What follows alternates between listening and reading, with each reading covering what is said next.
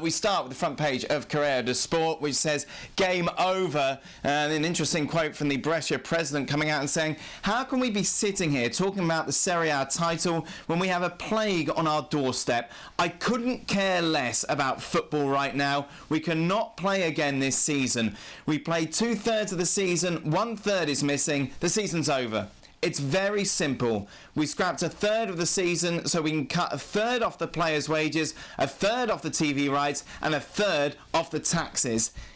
It's the easiest way to fix everything.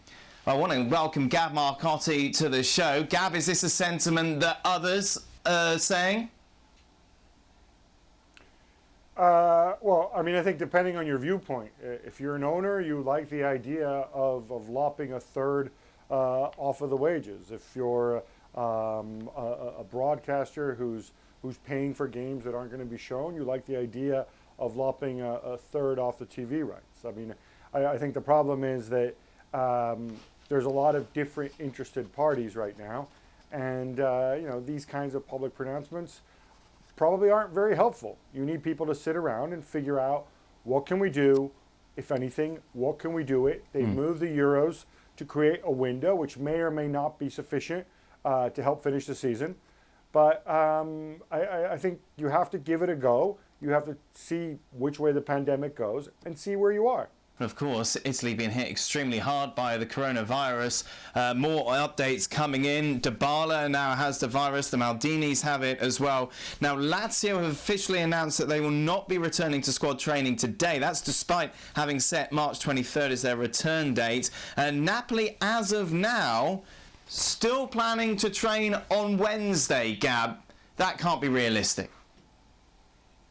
No, I don't think it is realistic. And I think it's one of those situations where, you know, there's a lot of issues going on with Napoli. As you know, there's a dispute with the president, De Laurentiis, having taken legal action for stuff that went on what seems like several lifetimes ago, but when Carlo Ancelotti was still there back in November, I think it was.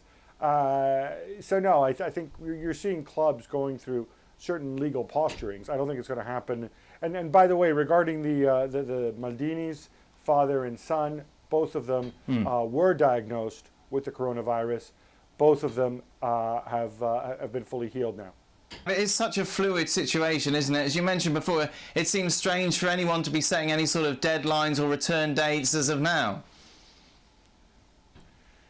It is a fluid situation. And look, I think the reality is, to some degree, you have to put some sort of deadline, some sort of a point of no return where you say, okay, or at least where you play the scenario game, right? Where you say, all right, if by this day we haven't started playing, what are we going to do? Some leagues, as we discussed the other day, like the Premier League, say that, you know, come what may, they want to finish the season. They may have to revisit that. They may not have to revisit that.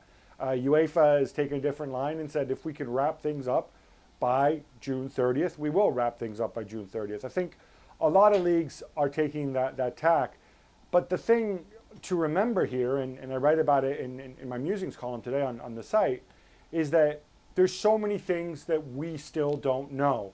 Not just in terms of when we're going to go back to play, if at all, but also what the actual economic damage is going to be, what the implications of that are, what the potential health implications are for coming back behind closed doors, as certainly has been suggested by many and may end up being necessary in a number of leagues if they want to wrap this up. So I think this is what's scaring a lot of people, is that, you know, not just the pandemic, but also there's so many different paths potentially, if we do get the good news, of how we can get out of it. And I think people can't wrap their heads around, you know, what is the right way to go.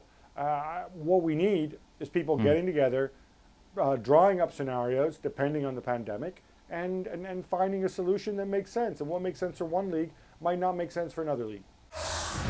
Thanks so much for watching ESPN on YouTube. And for more sports highlights and analysis, be sure to download the ESPN app. And for premium content and live streaming, subscribe to ESPN Plus.